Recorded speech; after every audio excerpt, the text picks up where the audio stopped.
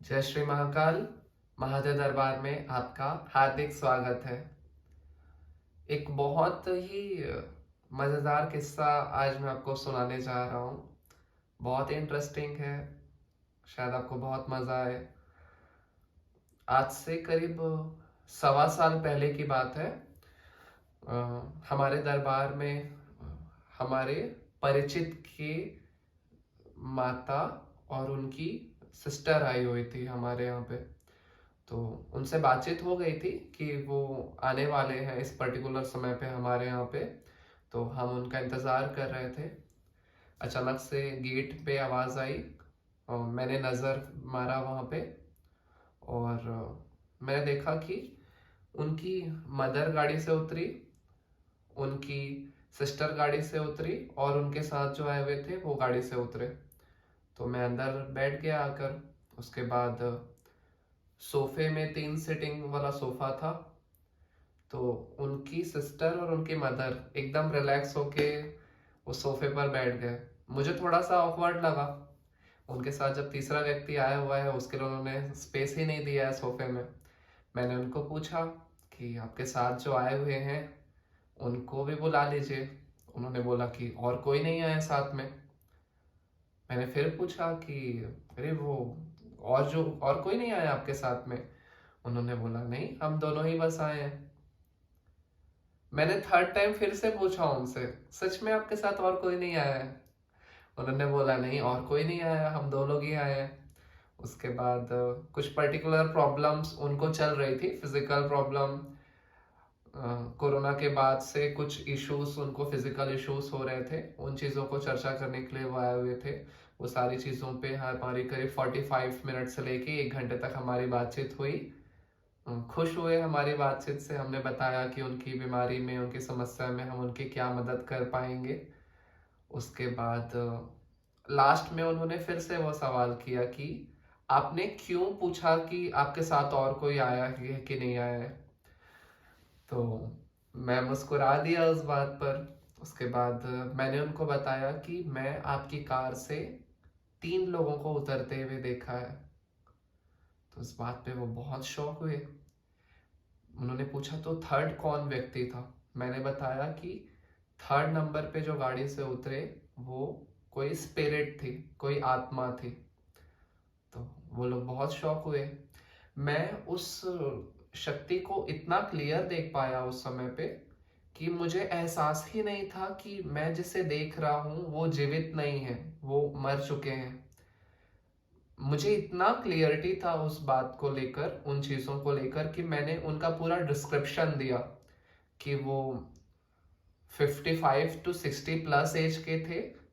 उनके ऑलमोस्ट 90% बाल पक चुके थे।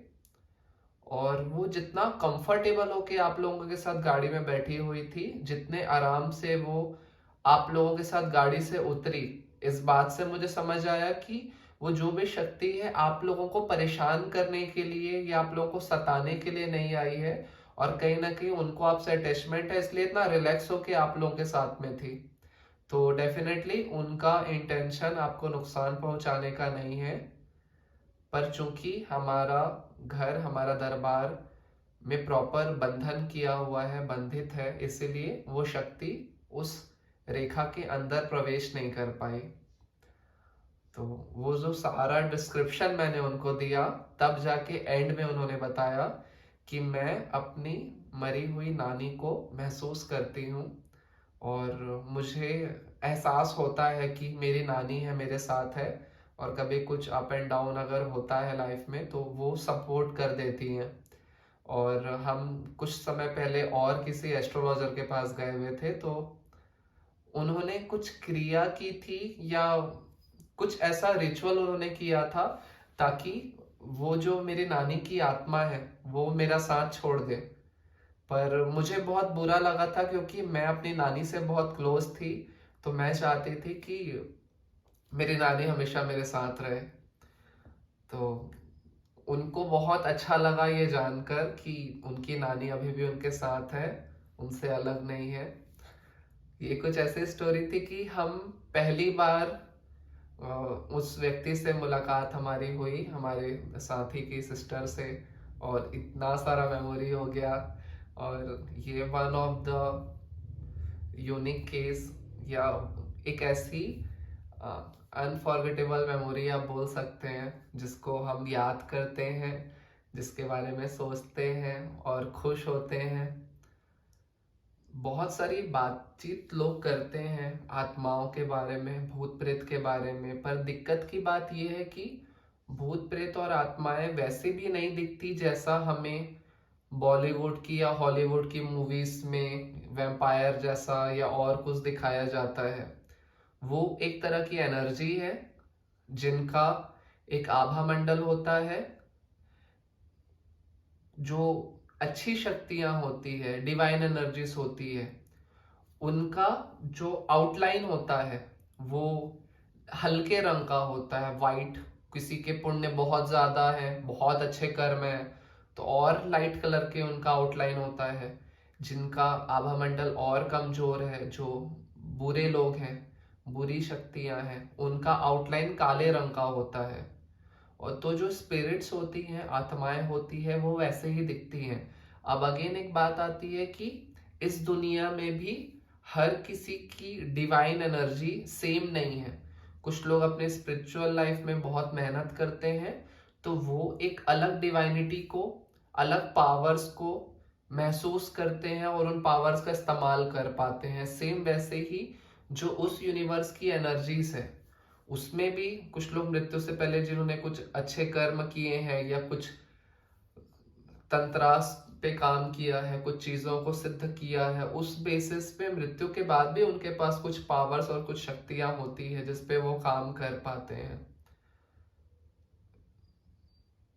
कुछ स्पिरिट्स को बाद में मैंने ऑब्जर्व किया, बाद में मैंने देखा, तो कुछ स्पिरिट्स होते थे थोड़े से डरावने भी, पर कहीं ना कहीं वो लोग भी खुश होते हैं इस बात से कि कोई उनको महसूस कर पा रहा है, कोई उनको देख पा रहा है। कुछ लोगों को ऐसा लगता है कि हम मर जाएंगे, उसके बाद हमारी लाइफ के सारे प्रॉब्लम्स खत्म हो जाएंगी, पर सोचो उन स्पिरिट्स के बारे में जिसके पास में टच करने के लिए स्किन नहीं है, टेस्ट करने के लिए ये टंग नहीं है, खुश होने के लिए और कोई चीजें नहीं है, अपनी एक बात अपने प्रिय व्यक्ति को बताने के लिए भी वो पूरी जिंदगी तरस जाते हैं। तो उनकी लाइफ में वो बहुत कोई अच्छी नहीं होती है।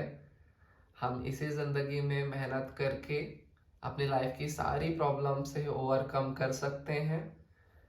हमारे हाथ में बस यही चीजें रहती है कि हम अच्छे कर्म करें और कुछ ऐसा काम करें कि जब मृत्यु के बाद जब भगवान के पास जाएं तो उनकी आंखों में आंखें डाल के अपने हक का बेस्ट उनसे मांग पाए।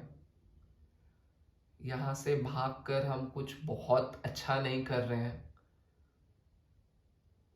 कम से कम इतने अच्छे कर्म हम करें कि अपने आईने के सामने खड़े होकर अपनी आंखों से में आंखें डाल के बात कर पाए।